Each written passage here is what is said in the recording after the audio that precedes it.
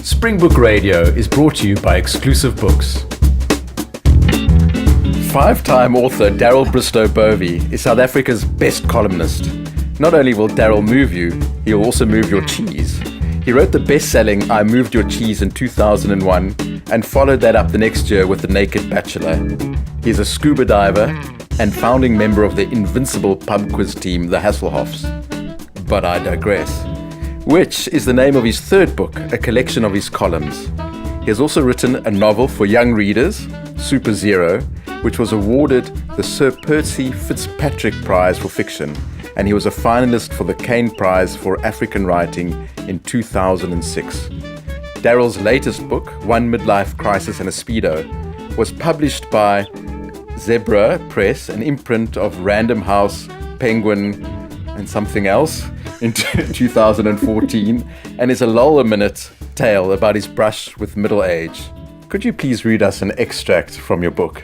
I certainly could, and may I say, I've never heard the word lol pronounced out loud before. The first thing you notice about the Tim Noakes diet is how interesting it is to talk about. Actually, that's not true. The very first thing you notice is that it's not at all interesting to talk about. But that's only when you're not on the diet yourself. When you're the one living your life as a normal human being, peaceably eating as your forefathers did and their forefathers before them, you might have a reasonable tolerance for chit-chat about what other people are eating. You might even ask a polite question or two of your own. Oh, really? You might say. You're putting butter in your coffee and making toast out of halloumi cheese now? That's interesting. Or you might say, oh, so then you're not going to eat those chips. Do you mind if I... But after a while, it becomes irritating to have people constantly volunteering to tell you how much energy they have and how bloated they aren't. I never realized how bloated everyone was before they all started telling me that they aren't anymore. First, you roll your eyes. Then you start avoiding everyone who's recently lost a suspicious amount of weight. I feel like you're not being supportive, said a friend recently. I don't want to hear about the stupid Tim Noakes diet, I snapped. I have leukemia, she said. Oh, sorry. No, I'm kidding. It is the Tim Noakes diet. You wouldn't believe how much energy I have now. Shut up or I'll kill you. I'm still kidding. I just had the baby. Sheesh. But then you start it yourself and you realize that you were wrong.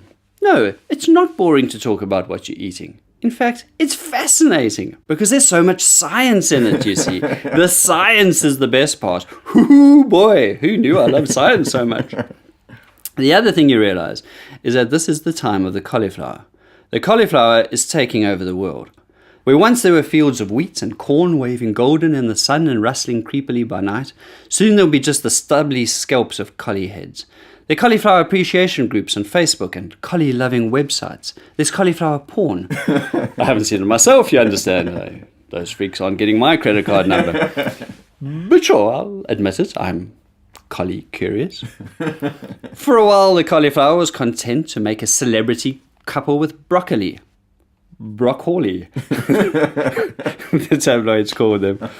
But then its star grew too bright and it had to go solo. Now you can't throw a stone without hitting a cauliflower doing something quirky and spectacular.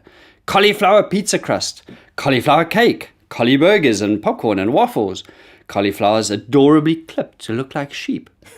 In time, we'll all look back and wonder how we couldn't see that Tim Noakes was in the pay of Big Collie the whole time. So, Daryl, what book will you write for your next midlife crisis? You only get one midlife crisis in this life, Jonathan. I'm sorry to tell you. I'm already on my third midlife crisis. Well, you always were an overachiever. Do you remember the first book you ever read? Yes. I had a book called Sammy Joins the Circus. It was about a seal, a very enthusiastic seal who for some reason chooses to run away from home and joins what appears to be a traveling carnival that seems to go from village to village across a nightmarish Eastern European dreamscape. And Sammy seemed to find his niche in the circus. The ball balancing skills, I imagine, that just got in the way at home, suddenly came into their own. And I read this obsessively as a small child. Of the books you've written, what is your favorite? Super Zero, which is the book for, I don't know what they call them now, not children, they're not allowed to be called children. Young readers. Anymore. Young readers, that's right. A book for young readers, which why I'm so proud of it is because that's a very excellent book. But beyond that, I I was at a bad time in my life, and I'd been fired from all of my writing and all of my columns. And I woke up the next morning and I didn't know what the future would hold. And I sat down at my then girlfriend's dining room table and started writing this book. And I wrote the first chapter and then had lunch. And I remember thinking, well, this isn't so bad. Life isn't so bad. It's not so disastrous. I still have lunch. and writing that book was a kind of an act of faith in myself and in the future. And so I think I'm most proud of that. The character in Super Zero, Zed, who is he based on? Zed is a strikingly, I was about to say handsome, but it's not true, a strikingly odd-looking young fellow with peculiar hair who grows up in a small suburb in Durban, and with the strange presentiment that he might have secret powers that he hasn't yet discovered. And really, it's all me, especially the hair. The bad hair that this boy is cursed with is really the leitmotif that runs through my life. I often think my whole life would have been better, and in every way, if my hair had been different. You can have it. In addition to writing books and for magazines and newspapers, you've written 3 feature films and have been the head writer on 4 drama series and 1 sitcom. What is the difference between writing for print and writing for film and TV? A whole lot of money. For one thing, and the other thing is, what I enjoy about writing for film and television is more collaborative. That means you get a lot of people's opinions, which is annoying, but it also means you have you have other people to blame for when it goes wrong. So it's less stressful and anxious making. You can always look at the product on the screen and say, well, that wasn't my fault. Yeah. So your comeback column for The Times was really well received. Were you surprised by the reaction? I was surprised, actually. Well, I wasn't sure what reaction to expect. I was expecting a lot of sort of boos and hisses. So I spent quite a lot of time on that column, more than I would on most, just out of sheer anxiety and nerves, I think. But it always makes me sad when your first column is tremendously well received, and then afterwards it's just a kind of a falling away into the nothingness of print journalism. I think that's print journalism that's falling away.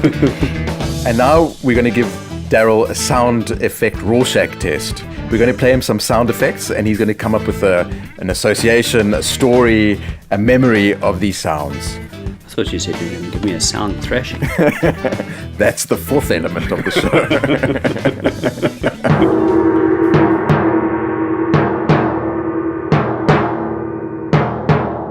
That half-naked man, all oiled up and sweaty at the beginning of the J. Arthur Rank. I'm going somewhere with this. It doesn't just remind me of Sweaty Naked Men. The guy who beats a gong at the beginning of those movies, those old British movies. That reminds me of an afternoon on a cruise ship where you're sitting having a cup of tea, and some woman who graduated from 2 years of some music conservatory is sadly plucking a harp in the background. An elephant dropping its hat off the top of a tall building.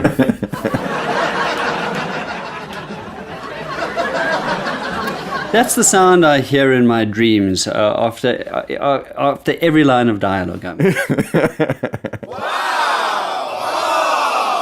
That reminds me a lot of the first time I had sex.